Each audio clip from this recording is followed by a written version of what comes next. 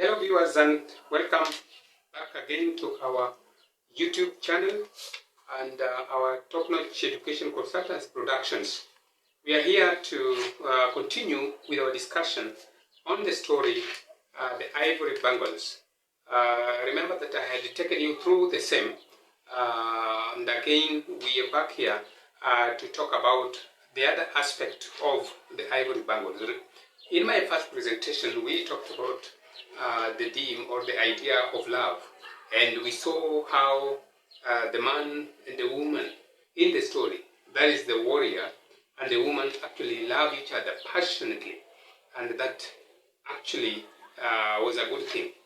Today again we like to discuss something about fate as part of that story. If you read the story also brings out the idea of fate. Remember that the story talks about the human nature and the human being, that you cannot avoid your destiny or your fate. There is the supernatural that actually happens when the man slaughters a goat and he sees some specks of blood on the liver of the goat that he has slaughtered. And that is a foreshadow of probably something bad or a bad omen that is actually impending.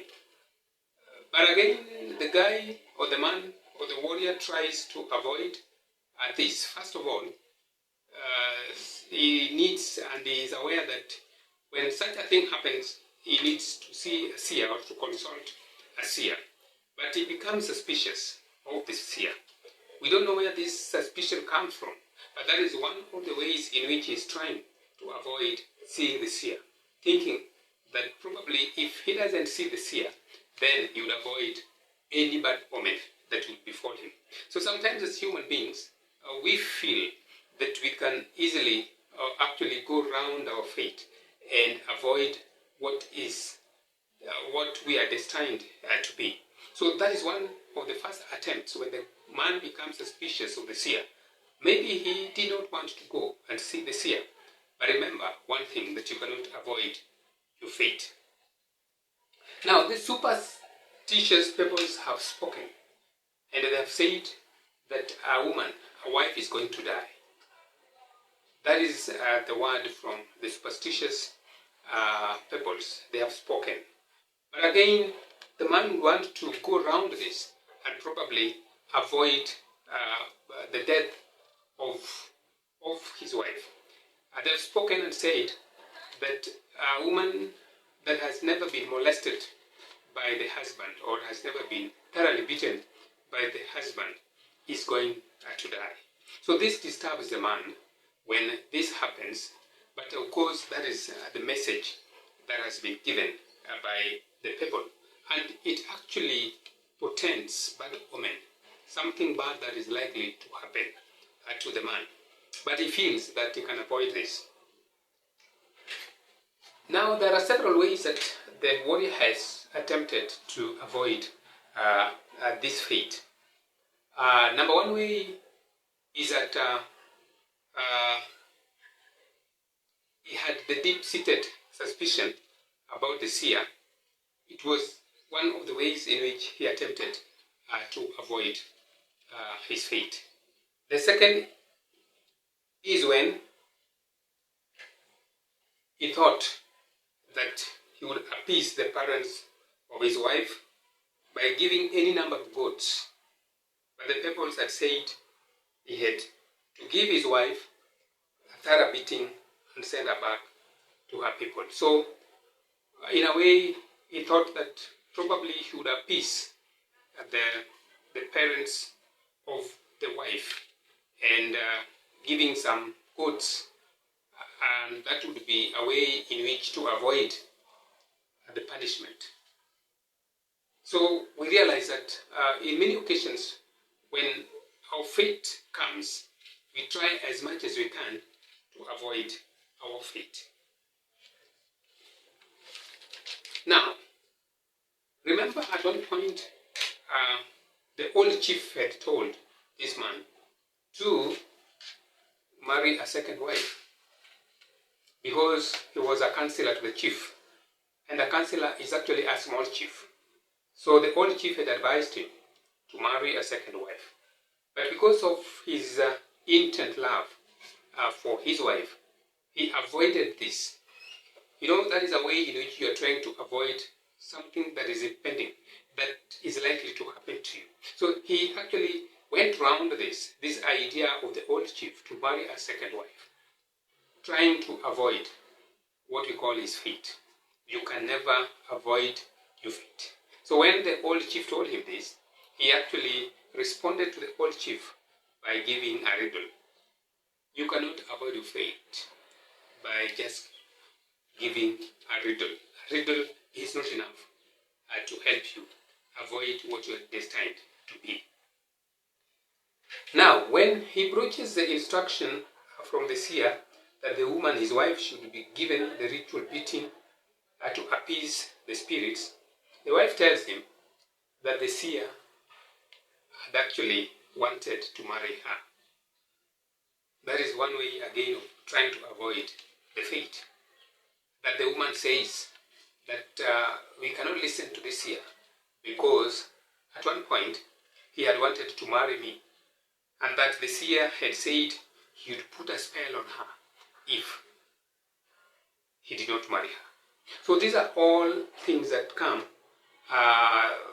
in a way that they are trying to avoid the fate. But remember, I have said that sometimes in life it is not very easy to avoid your fate. So the woman even went ahead and called that seer the old vulture, the old vulture. So those are all attempts to try to make sure that they discredit the powers of the seer. And the seer said that a wife would die, and that is a wife that had never been molested by the husband. So they are trying all the means to avoid their fate.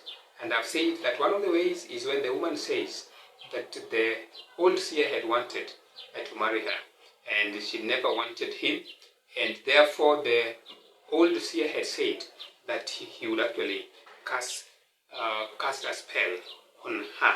So you see all those attempts to try to avoid the fate. The woman hatches an idea. That is the last bit, I believe, that he would actually go to his brother because the parents have died. He would go to his brother and talk to, and as he goes to the brother, he would be weeping, and they would think that the husband had beaten her, and he would actually tell them that the husband has beaten her. And in the process,